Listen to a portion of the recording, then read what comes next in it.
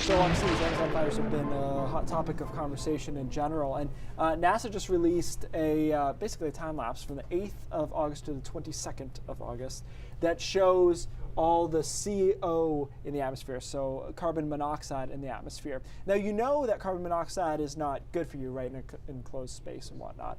This high in the atmosphere, it's not a health hazard to people, but as it kind of drifts down, it can affect air quality throughout the globe. So it's not going to be, you know, in its highest concentration, it's too high for it to be an issue, and there's too much air around. But this is just another impact that's going on with these fires. It's obviously a big deal. It's really alarming to see it from this radar from NASA. And it's kind of shows how what we do to the planet sometimes, that there is posturing about whether or not to accept money to put these fires out, because there had been an insult to somebody. You know, at some point, like, let's just save the Earth, and we can talk about this later.